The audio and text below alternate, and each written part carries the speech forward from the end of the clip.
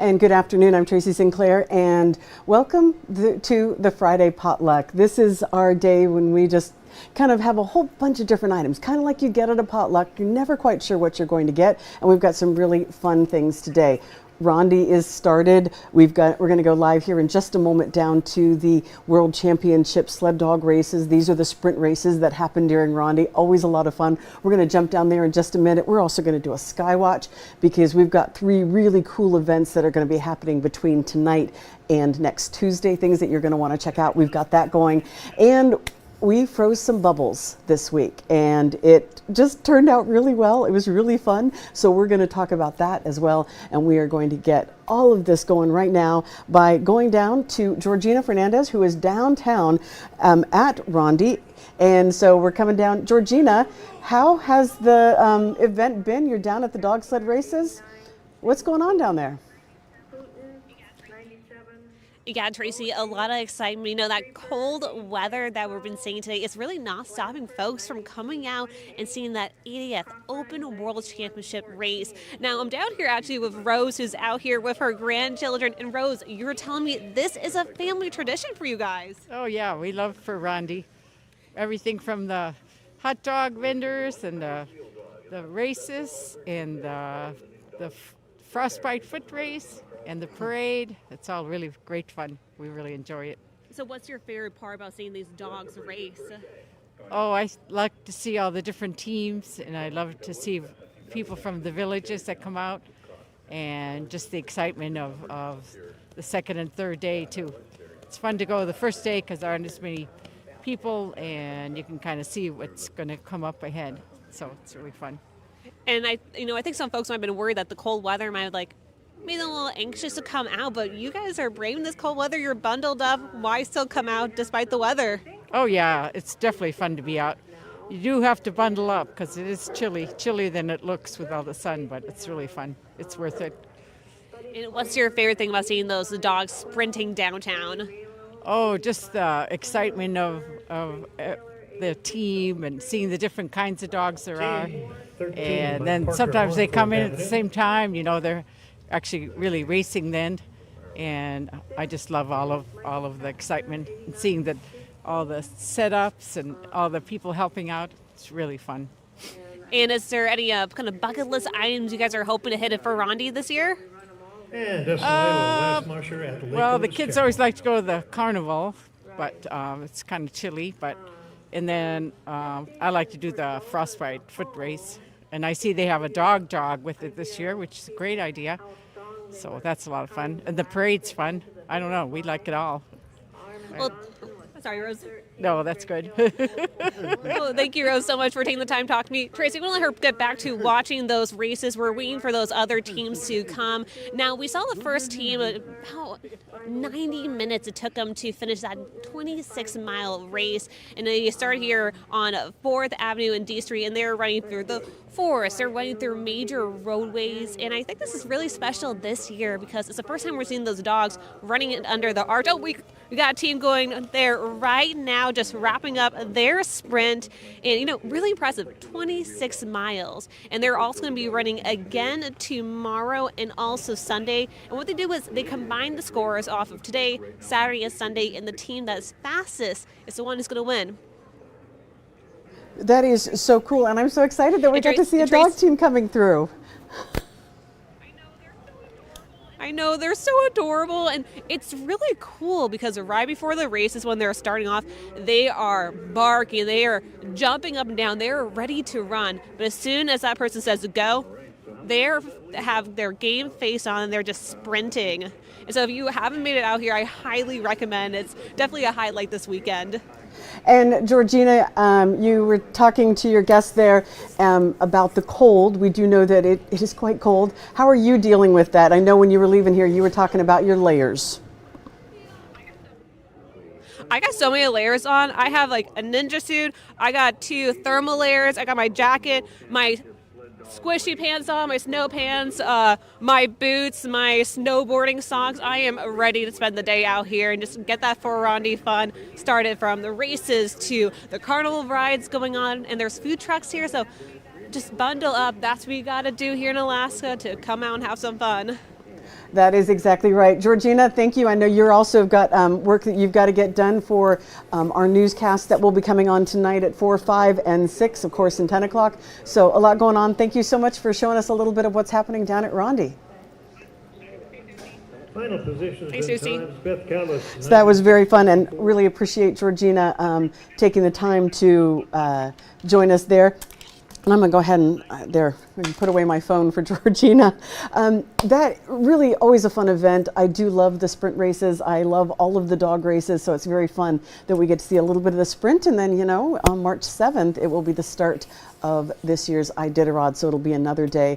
Now, if you want to find out what's going on for Rondi, you can always check out Alaska's news source. We have lots going on, and we've brought it up on our pages so that you can see the best way. Let's go ahead and put that up. There you are. You can find a whole bunch of different stories. The Rondi's running of the reindeer. I can't believe that is turning 18. That is amazing. I remember the first time that they brought this up, and they talk a little bit about the winter snowfall and the Rondi Carnival. So you can go ahead and check that out. If you can't find the stories immediately, oh, it's right there. We got a little badge right at the top that says for Rondi, and there are all the stories right there. You don't want to miss them. A lot of events going on in the Anchorage area and in Fairbanks coming up this weekend. You know, Alaskans, we're not ones to sit around even when it is cold outside. And one of those things that's happening is dark winter nights. And this is up in Fairbanks. So if you are in Fairbanks at the Herring Auditorium on Saturday night, you can see it is dark winter nights. You can help stamp out cabin fever. It should be kind of an exciting evening as well. A couple other things that we've got going on also in Fairbanks. This is on Dennis Road at Polar Ice. It is an open skate, and you can skate to the Greatest Showman movie. What a cool idea. Sing and skate and sing along to the movie.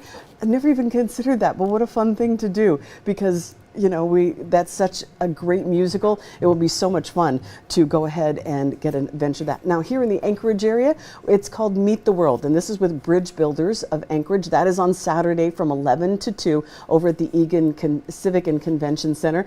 Good way to, you know, meet some new people, discover different cultures, and enjoy some live performances. That is Meet the World, and that is from Bridge Builders of Anchorage down at the Egan Center. And last one on our list is the Starfall Soiree. It is a fireworks watch party at the Bridge Restaurant. That's happening tomorrow from 6 to 10. It is kind of a elegant event. Cocktail attire is what you're expected. And of course, the fireworks will always be fun. We do expect to see those coming up tomorrow night, and still getting dark enough. And even though the skies are very, very cold, the temperatures are very, very cold, it means the skies are going to be clear. And so that's going to give us a chance to get out there and enjoy some of those beautiful stargazing. I'm going to talk a little bit about Skywatch here in just a few minutes, but also the fireworks, because I know we've all lived through it where the fireworks explode above the clouds and we can't see them. But we will be able to see the Rondi fireworks because it is going to be clear. It is going to be cold. So don't forget to bundle up as you're heading out. Now, we are going to jump out here for just a second and take a quick break. But when we come back, Melissa Fry and I decided to enjoy the cold weather just a little bit. And we decided to do that by getting out and freezing some bubbles.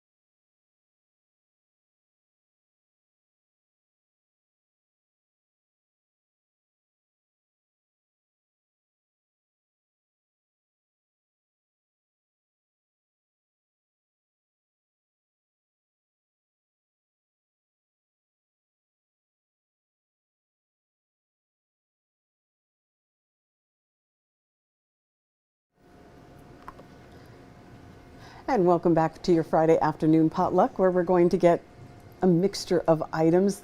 You know, you get a selection, you get a buffet, as it were, of different items. Now, if you have watched any of our weathercasts over the last week, or you've even stepped outside, you know that it is cold outside. It is pretty consistently cold all across the state. There is no getting away from these temperatures.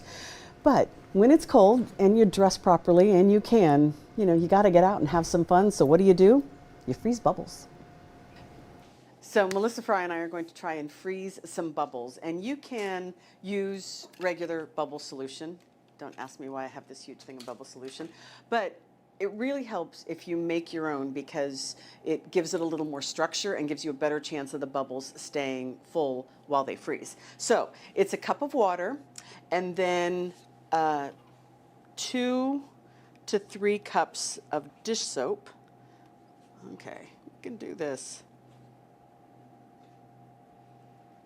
There we go. If I were in a cooking show, I would have had all of this prepped, but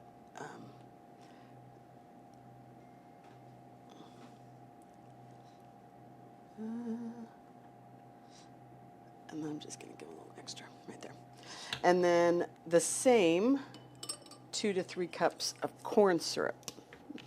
Now, oh, sorry, tablespoons. I keep saying cups. 1 cup of water, 2 to 3 tablespoons of dish soap, 2 to 3 tablespoons of corn syrup.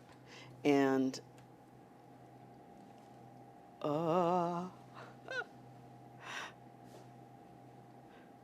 this is so fun.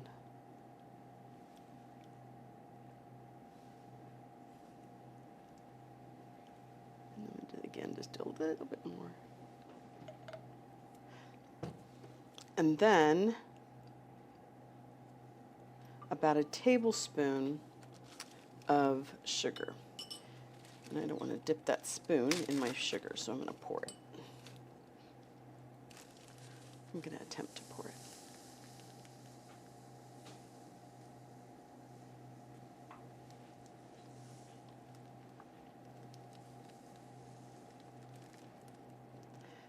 Okay, so I'm going to mix this up, get that sugar to dissolve, get everything blended, and then stick it in the refrigerator until we're ready to go, because you don't want a big temperature change. You want to be able to go immediately so that there isn't a shock, and the bubbles will have, again, a better chance of freezing. So this is going to go in the fridge, and then we're going to attempt in about 2 hours. We're going to see if we can get some bubbles to freeze. Here we go. Just find a little place and hope nobody tries to eat our liquid. It is a beautiful sunny day here in Anchorage, Alaska. Temperature this morning dropped to 5 below. So what else do you do when it goes below 0? You try and make frozen bubbles. Freeze bubbles. Yes. We have had some success as we're sitting here prepping. So yes. Yeah. Okay, let's tell them our solutions. We have this solution. It's not just your ordinary bubbles. No, it is a cup of water, 2 tablespoons of dish soap, 2 tablespoons of corn syrup, and a tablespoon of sugar. Now that helps them give a little structure. Yes. Now I want to show you real quick what happens when you try and blow a bubble with a traditional bubble wand. It is so cold. First of all, you can see snow, ice forming inside there, but look at on the wand, it's frozen. Already too solid to make a bubble. But when you use the straw, we found that that actually works quite well. We've had some pretty good luck with this. The trick is not drinking the soap. Not drinking the soap. But getting enough in there that you can blow a little bubble. There it goes. And you can see just how quickly it freezes. And when you watch it closely and zoom in, you can see those little ice crystals forming on the outside. Look at so fun. That one formed very quickly, and it's getting. But then the little drips. Yeah, there's still. Oh, and see, it tears. Then they tear pretty easily. The other thing that's worked really well, I think, are the cookie cutters.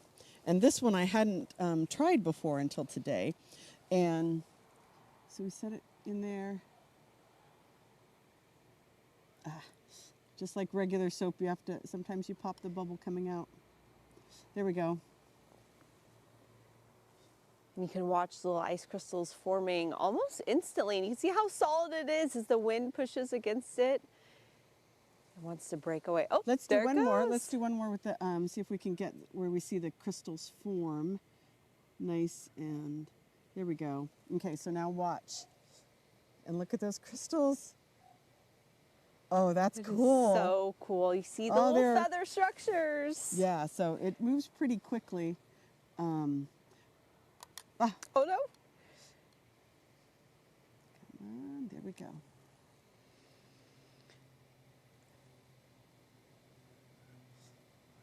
We really don't have much wind out here, but just the tiniest little bit because it's so fragile. Yeah, we'll blow it. So no wind, temperatures below 10 degrees. The colder the better. Colder the better. Yeah. But do keep watch on your hands and stuff because Yes, gets cold quick. Yeah, and we've been warming ourselves up in between playing with the bubbles, And if nothing else, you get to play with bubbles. which is always a good thing. Okay, give it a shot. We can do this. I think it is too cold. Yeah, it's just too cold for the big wand. Do you see in there how it's like snow? It has turned to snow. Soap snow. Instant snow. So get out, have some fun, dress well, and keep yourself warm. But get out and Play around. Play around. See what you can freeze. and then, if you can, send us pictures. We'd love to see them. You can see the crystals just like right away. So cool.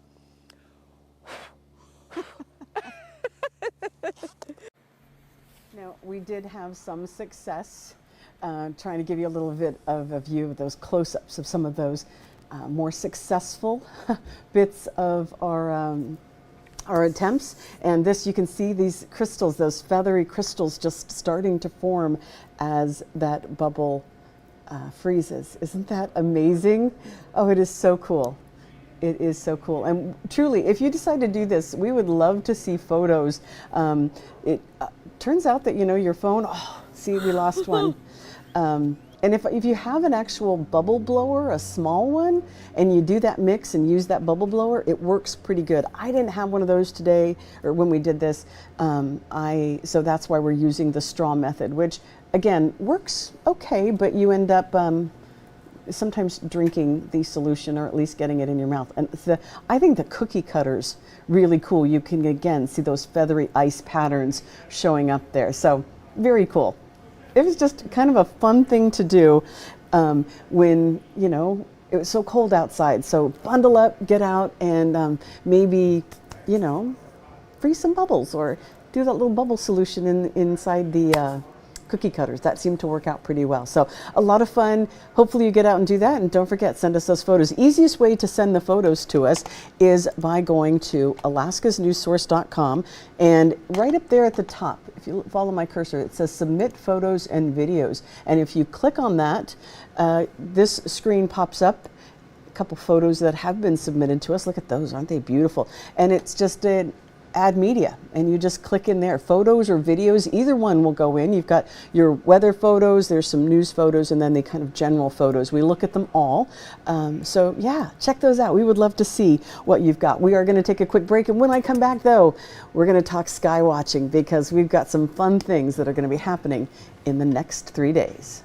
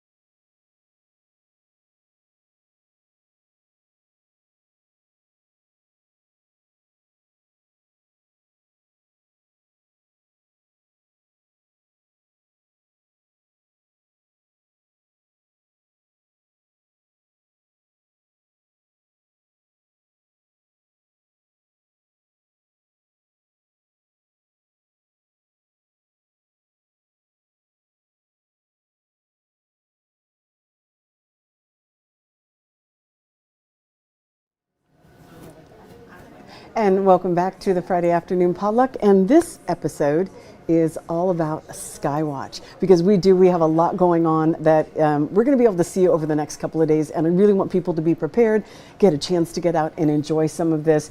Now, first we are going to talk about the next mission to the moon, because that is coming up. Now, February was supposed to be the first chance for the launch of Artemis 2. It's a manned space flight to the moon. But NASA says this historic mission is facing another delay. It won't launch until April at the earliest now. The agency said it detected a helium flow issue in the rocket. NASA says it had to roll it off the launch pad for servicing. That follows a test last week the agency had billed as a success. Now, NASA says it's fixed the previous issue involving hydrogen. Artemis 2 is going to take 4 astronauts on a 10-day mission around the moon, becoming the first time humans will travel into deep space since the Apollo program ended in 1972. And the mission will pave the way for Artemis 3, which will be the first time that we've sent humans to the lunar surface since the final Apollo mission, and that was Apollo 17 back in 1972. Kind of amazing that it's been so long and that we're headed back to the moon. Very, very exciting. Other things that you can see in the sky, this is one of my favorite constellations, mainly because it's so easy and it is visible in the sky at this time. This is Orion. Orion, the easiest way to tell Orion is by the 3 stars on Orion's belt. We'll do a close-up there. You've got those 3 stars in a line, and you can see them pretty closely. Almost all of Alaska should be able to see this starting in the evening hours after sunset, looking to the south and southeast. Then it ends, and it basically it goes below the horizon sometime around 1:45 in the morning, from what I can tell. So you will want to be able to see that.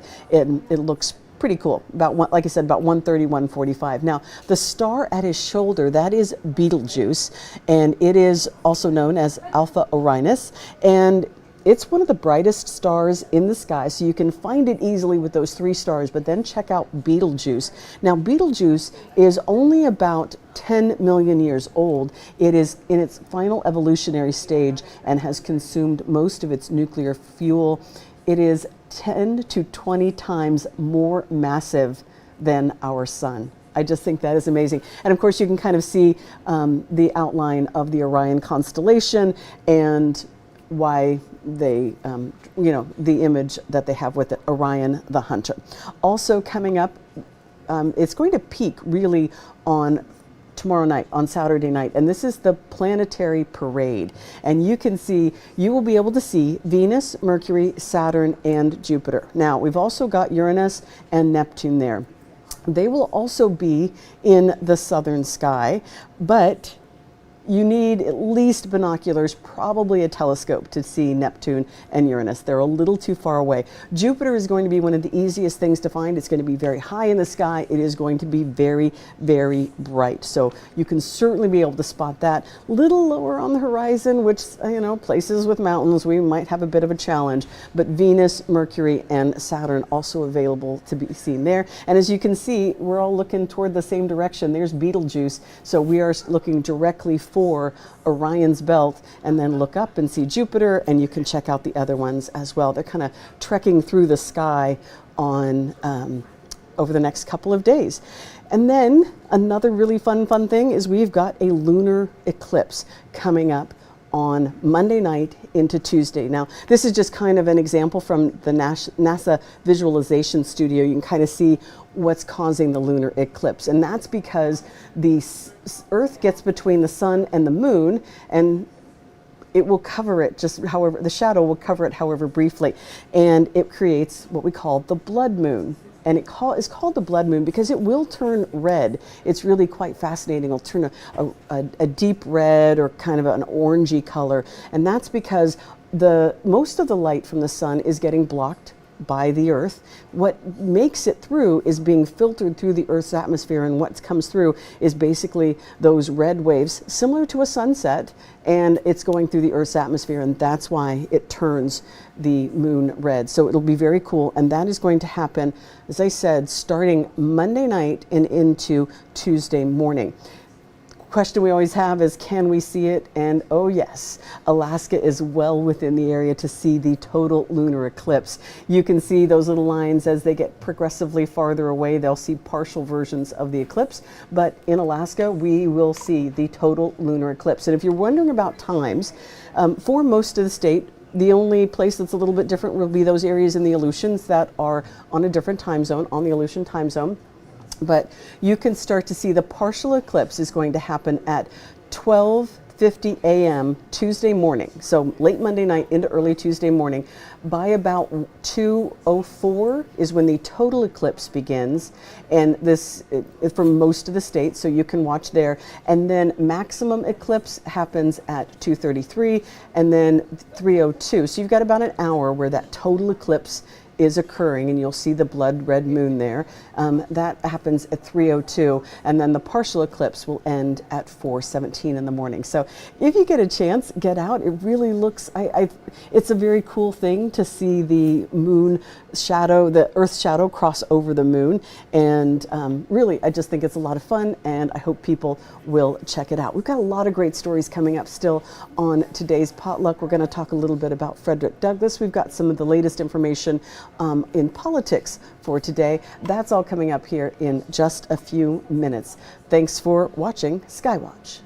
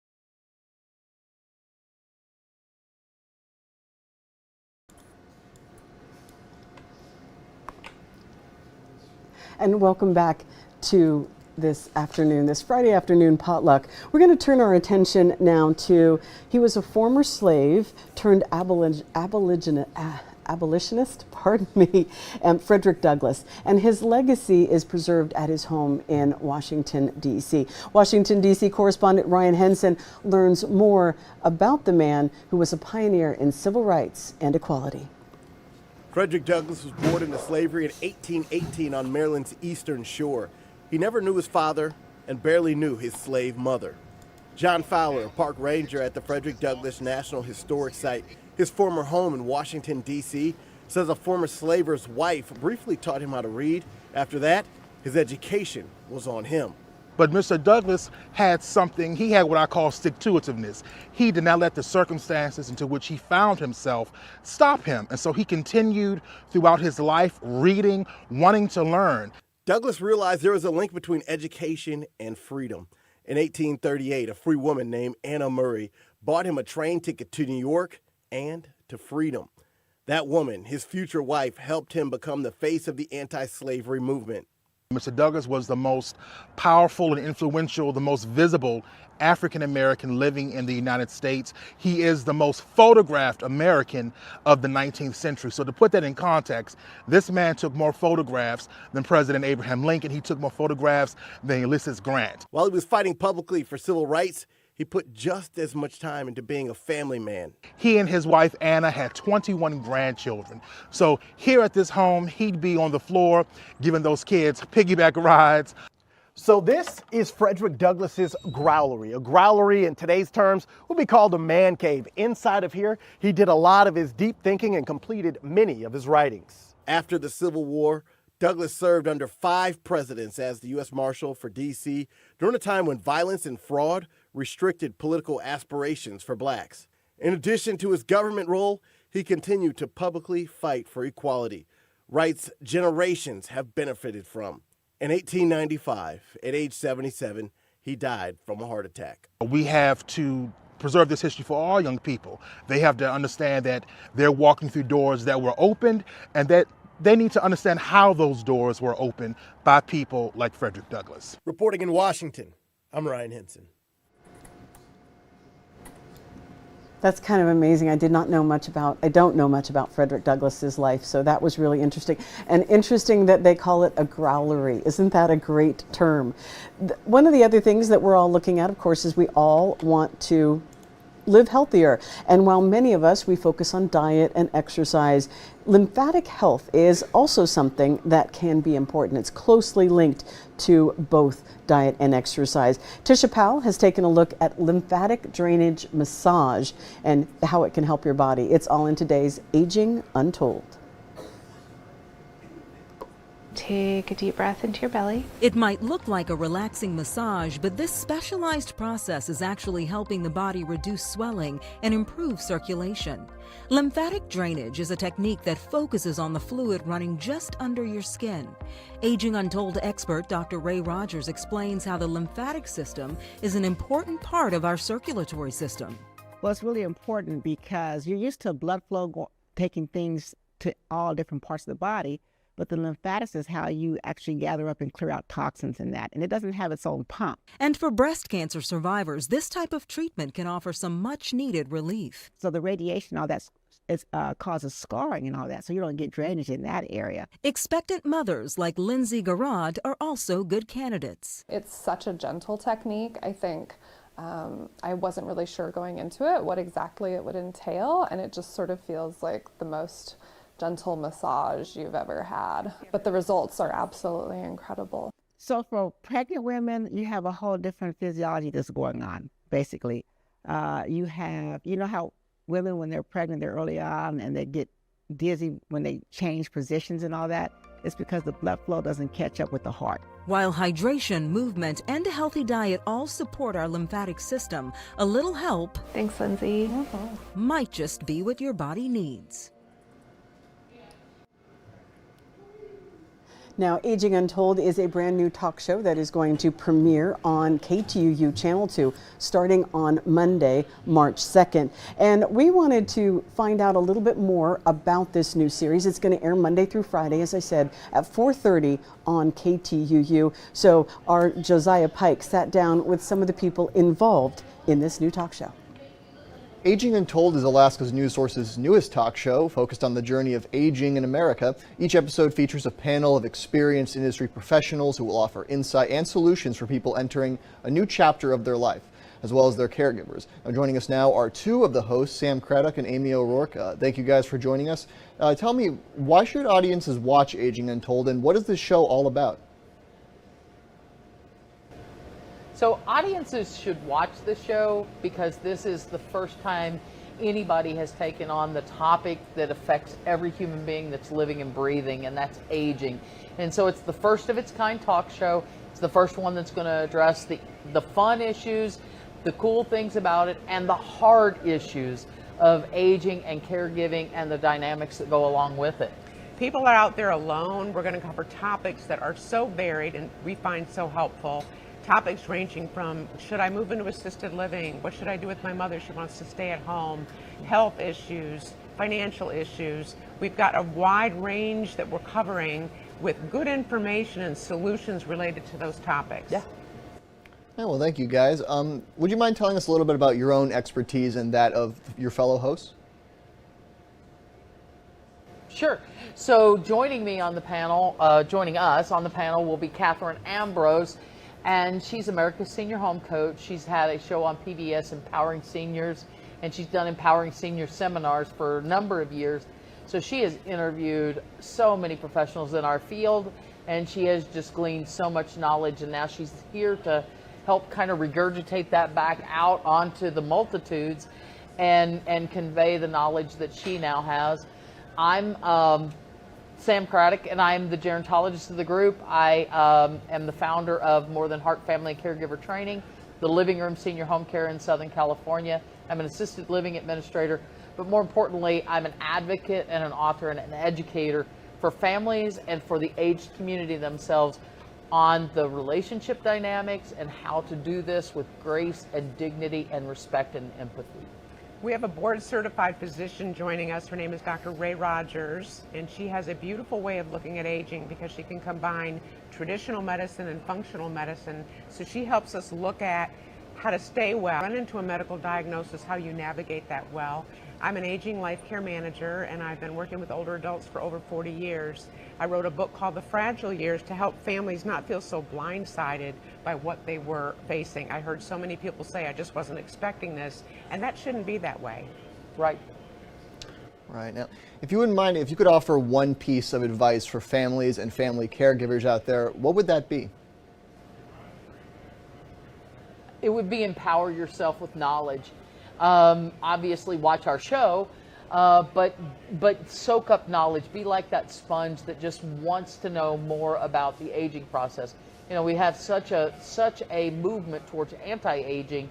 Well, that doesn't stop Father Time. And so Father Time's going to keep ticking. So empowering yourself and informing yourself about the topics that you're going to face, that your aged loved ones are going to face, and preparing yourself for either being a caregiver or needing care. And I would say ask for help. I've talked to hundreds of people who feel alone. They feel like nobody understands what they're going through. They don't even know the kind of help that's available to them. And I would like them to know, if you pick up the phone and you ask for help, let that be the gate that you open to help a bunch of resources and support come through to help you and maybe become less overwhelmed. Right. Now, for people out there who might be in their younger years and might not think a lot of the information on Aging Untold would apply to them, what would you say to them to convince them that this is still relevant for them?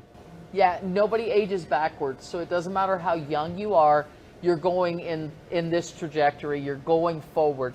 And so you could be 18 years old and possibly be in the position of caring for an aged loved one already, but it's a guarantee that no matter what your age is, you're eventually going to be facing all of the topics that we're going to be hitting head on, and they're going to be hitting you head on if you already don't have the information. So empowering yourself now to age better along the way, and the more information you have, the better decisions you'll make as you grow older. And think about your finances and what you're going to need to age the way you want to age. And think about taking care of your body, mind, and spirit, and to help your body stay the way you need it to be so that you can age in the way you want.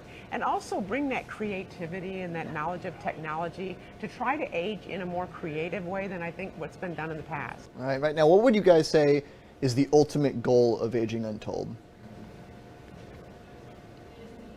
So for me, the goal is to impart that information into those family caregivers, the ones that are at the end of their rope and feeling so frazzled, and for the aged community to bring dignity and respect and empathy and understanding back into the aging process itself, and to bridge those gaps in those relationships that get created because of the caregiving dynamic.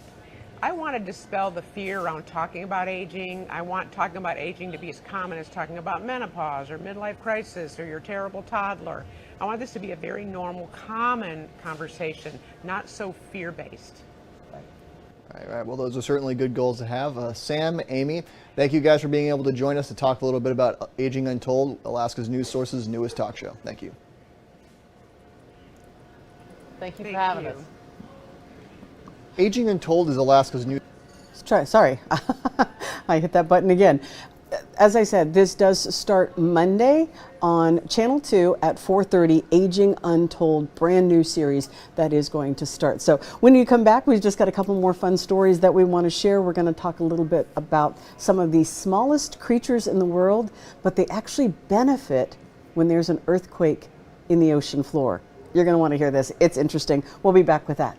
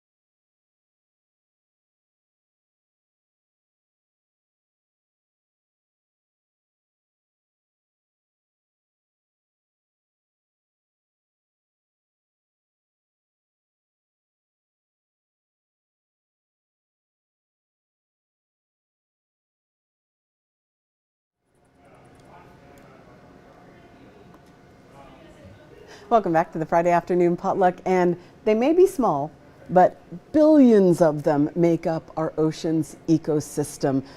Pretty much. It's what makes the ocean ecosystem go round.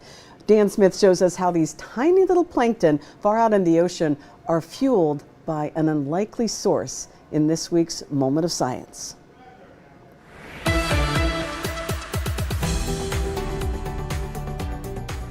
The waters of the Southern Ocean have proven cold and unforgiving to us humans for centuries, yet certain areas are teeming with life.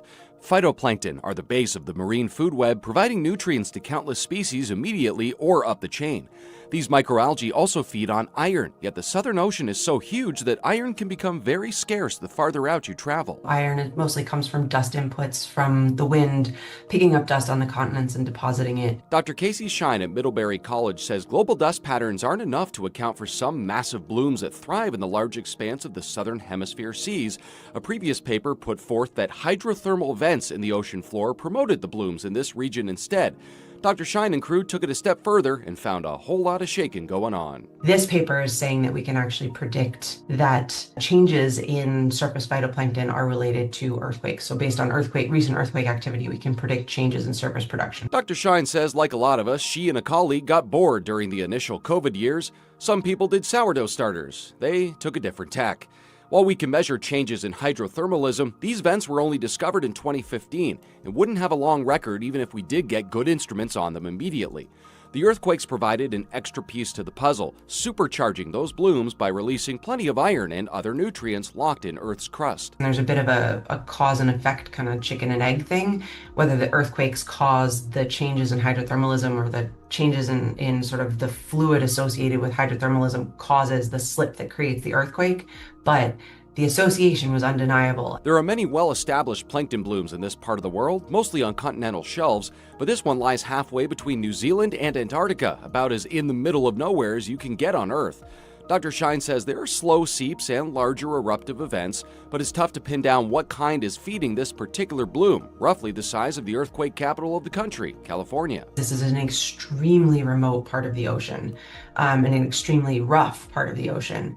So studying them is quite difficult. Extending the earthquake catalog here is a solid next step, with most below a magnitude 5 largely missed. The planet is getting more instrumented every day, so hopefully these things will kind of start to fill in the gaps and give us more data in places where we are quite data poor. Dr. Shine says these studies are critical for understanding how larger marine life like whales can survive such harsh conditions, using these blooms as rest stops of sorts before moving on. Early in the season, it's just like a wall of sea ice between them and those very productive feeding grounds. It is incredibly important, these blooms, these sort of concentrations of productivity before you get to the sea ice, because then they have to go under the sea ice and they're not going to encounter food for a long time. Substantial sustenance at the surface thanks to seismic shifts in the seafloor.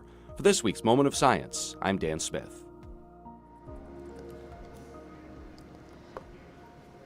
And of course, we all know there was one thing in there that wasn't quite correct. He called California the earthquake capital of the country. Nope, that's us.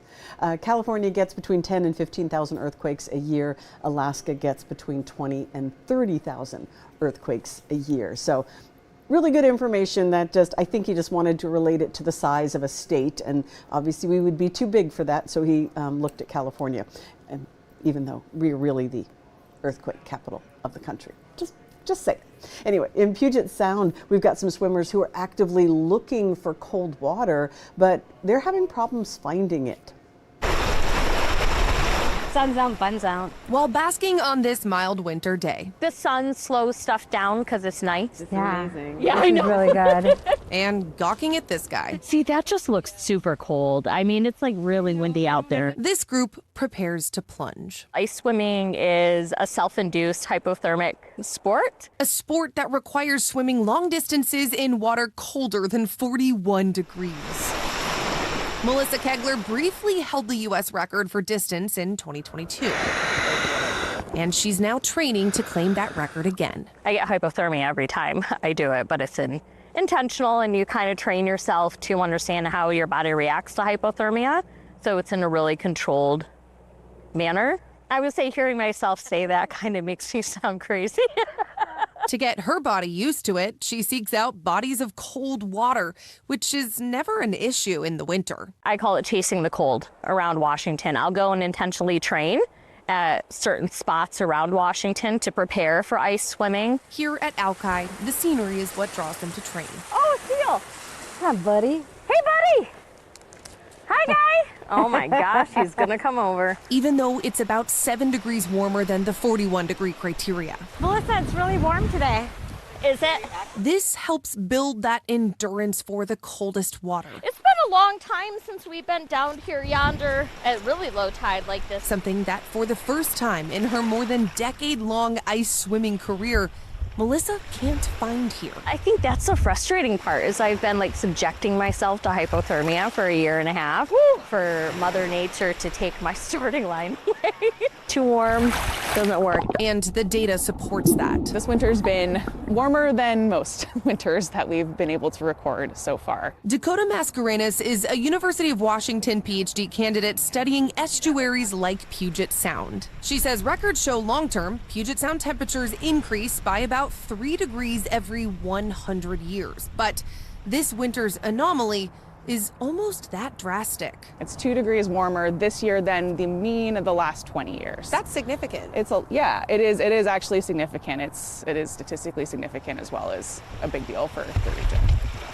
It's partially because of the warmer winter season, but also beyond that, a warming Pacific Ocean that feeds the sound. Yeah, it's definitely a big domino effect. If the ocean's getting warmer and the air is getting warmer, then the water is definitely going to get warmer in Puget Sound. Hey, buddy! And that domino continues to everything living underneath. How's that guy? Like critters, Melissa has an up-close view of while training, a draw for this sport. It's amazing because you kind of think of the water as just, a body of water, but it's so alive when you go in it. There could be orcas out there. While she waits to find a waterway cold enough to compete, It's a good day for some orcas. she trains wherever she can. Okay, we can do it. Hoping for the sake of everyone, That's probably my mantra.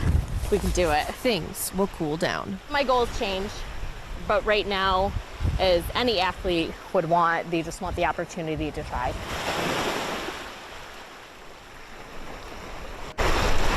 They are so brave. I can't imagine swimming in that water. And I guess you do get used to it. And obviously this is what they're searching for. And interesting that they're having a challenging time finding temperatures that warm. We are going to take one final break. And when we come back, we are going to talk a little bit about some politics from the day.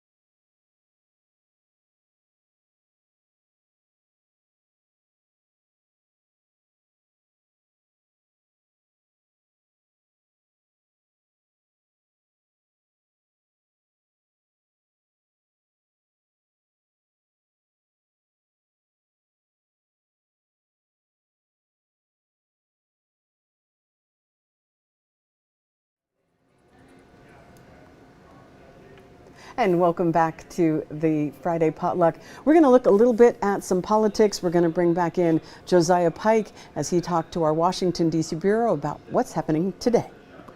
Well, it's been a busy day Friday in Washington as lawmakers and leaders continue adding to this week's headlines. Alaska's News Source's Washington correspondent Katrin Asaf is live for us now in D.C. with the latest. Katrin, let's start with former President Bill Clinton as he faces questions from the House Oversight Committee on his relation to Jeffrey Epstein. A big story today on Friday. Do we know anything about what President Clinton's been saying? So we know that the former president has told lawmakers that not only did he see nothing, but he did nothing wrong. That's coming out of his opening statement that he posted to social media. But everything else, the questions he's being asked, his comments and answers are all happening behind closed doors. The exact same situation that happened to Hillary Clinton yesterday when she also was in that deposition for around 6 hours. We can expect a similar timeline today with Bill Clinton. Of course, it's going to last a very long amount of time because lawmakers want to speak to him in particular. There are a number of photos of him with Jeffrey Epstein and his associates. And then also in the Epstein files, he apparently is mentioned multiple times as having flown on Jeffrey Epstein's plane.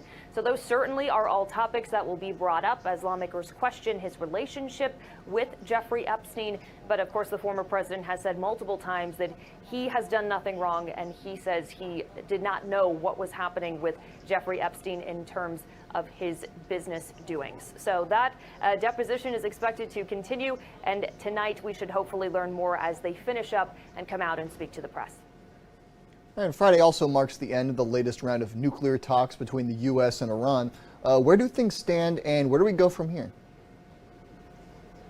So negotiations continue. We know that the President of the United States, President Trump, has said that he felt that talks were going well. We know that a representative from Iran has said that he feels that significant progress has been made, but a deal has not been reached. Again, this whole thing focuses around Tehran's nuclear program. The United States has demanded they get rid of it completely, that they stop any sort of nuclear testing or nuclear development. We know that Iran has said that they are not going to meet their demands. At least that is what they said yesterday and today. And there are more talks and negotiations scheduled for next week. However, this weekend is what we are very closely watching, because we know that the U.S. ambassador to Israel has told those at the embassy there that if they want to leave the region, they should do so today.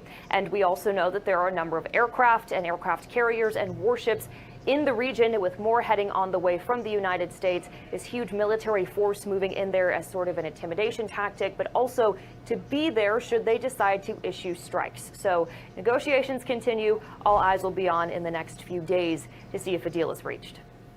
And finally, mortgage rates just fell below 6% for the first time in years, actually. Katrin, what does this mean for the housing market? Yeah, it's really good news for the housing market, especially as we get into spring, because what this means is that it's probably going to push buyers to actually start looking again.